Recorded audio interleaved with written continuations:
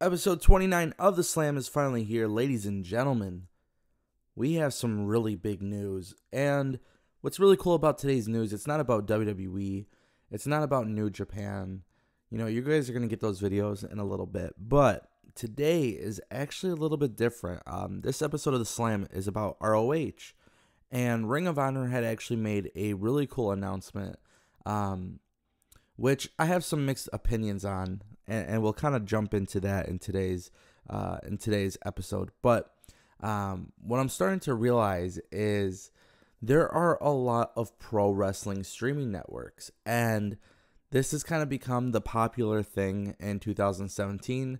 And as we cross over into 2018, it's becoming a really saturated market. Now, the reason why I think this is cool news is because ROH has the hardest time getting their product to reach fans in North America. I just know based off of like living in, Michigan, like if I want to watch ROH, it's got to be at like 7 a.m. on a Saturday morning on the CW network. They don't have like this regular televised deal, so like the same episode that ROH distributes on a weekly basis, all throughout the country, it's, on different networks, different syndicated, TV, and it's just a huge mess. And we finally got some news going into 2018 that ROH is actually going to be launching their very own streaming service. So this way you can consistently watch their weekly television lineups, past episodes, greatest moments, and then, of course, pay-per-views is being suspected as well. So it's good news in the sense that ROH is finally getting up to date.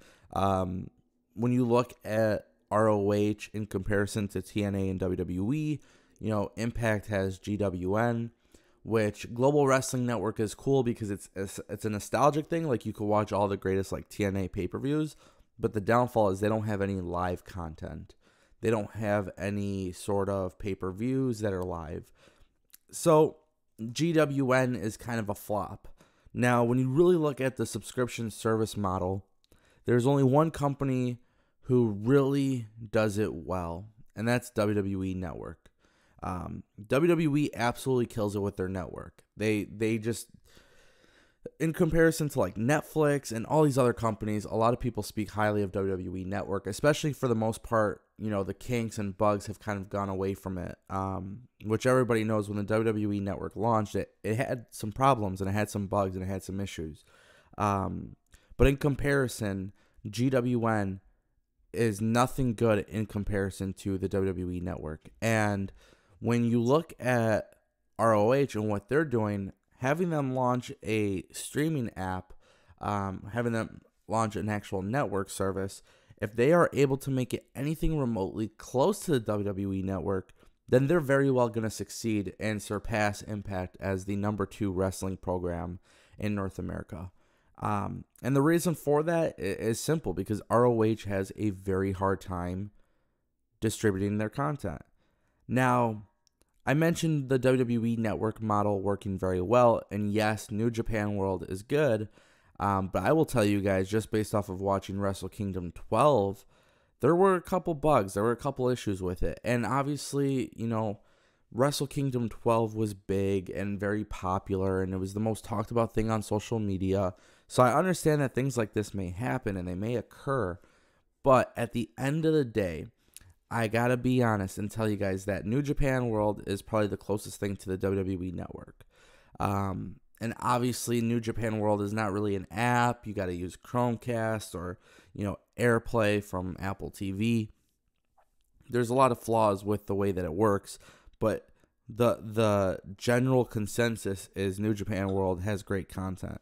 So with that being said, if I'm just gonna be honest, ROH has a chance here to really make a big splash with their streaming service. Now, some of the information that's come out about ROH's streaming app, we know that it's called Honor Club, which I don't understand the name. I just don't get it. And this could be like what really bothers me about this whole wrestling streaming service thing. There's like 100 streaming services. There's Powerbomb TV. there's Fight TV, you know, and then of course all these other indie wrestling shows, they have like their own little streaming thing. But when it comes to video on demand and live TV, like it should be synonymous with your product, right? So like WWE is WWE Network, New Japan is New Japan World, Global Wrestling Network. I can't even explain the whole name thing with that because, you know, it's supposed to be an Impact thing, but it's really an Anthem thing that has TNA content. Like it just doesn't make sense. So the GWN thing doesn't really make sense. But honestly, like if I had to rename the TNA network, I would just call it, you know, Impact Network or, you know, Impact Wrestling Network. Same thing with ROH. You know, Honor Club is a very odd name, and I really want to know what you guys think about it, because when I think of the name, I just don't think it's a marketable name. In fact, it makes me think that it's just going to be another website that you go into with a login and you have the ability to access content. Now, we're being told that's not the situation. It's being said that Honor Club will launch in 2018 with the ability to have weekly television and all that good stuff. So if that's what ROH needs to do, you know, as far as getting updated with the continuously evolved technology of streaming, then it's definitely not a bad thing for them to do it. But presentation, name, things like that make a lot of sense. Because if you were to go to a random person, and this is just some food for thought, but if you go to a random person and say, hey, do you have Honor Club? Somebody's going to ask you, what the is that? Now, if you ask somebody, hey, do you have WWE Network? 99% chance says they're going to say, oh yeah, you mean like the WWE streaming, the WWE Netflix, you know, the WWE Network. Oh yeah, I know what you're talking about.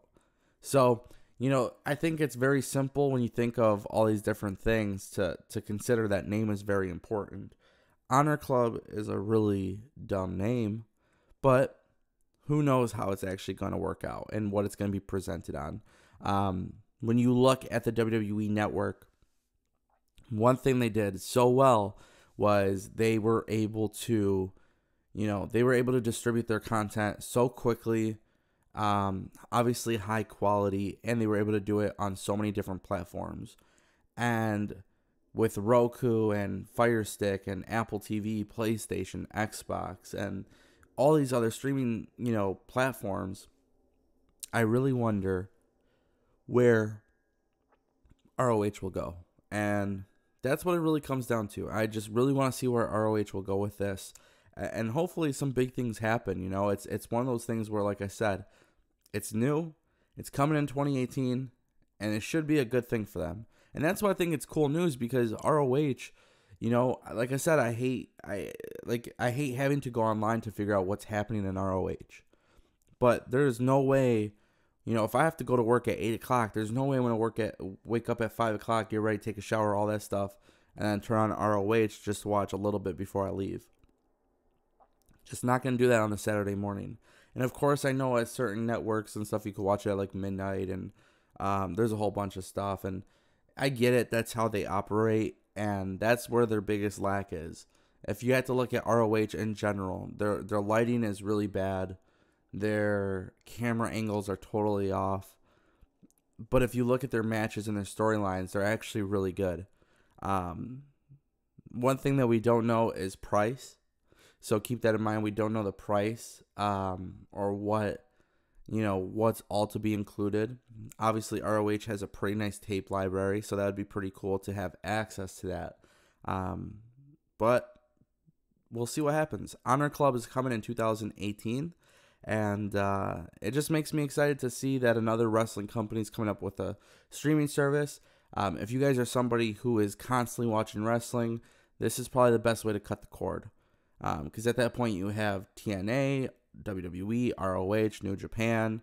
The amount of money that you'd spend on streaming services would be far less than cable TV. So it's kind of a cool thing happening in 2018. We just have to see how it comes off. And I just want to hear everybody's opinions and comments. You know, that's the goal of the show. The Slam has always been about, you know, communicating between fans and wrestling fans in general. We did launch a Facebook group. If you guys didn't know that, I'll put the link in the description down below. So the Slam Facebook group is for anybody who wants a live post, live talk, live chat during wrestling shows, news, things like that.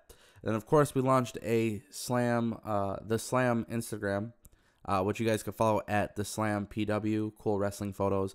And you guys can follow me on Twitter at Tango with Tango. So, again, this was episode 29 of the Slam. Let me know what you guys think about ROH launching Honor Club streaming service. And let us know in the comment section how you feel. And as always, we'll see you on the next episode.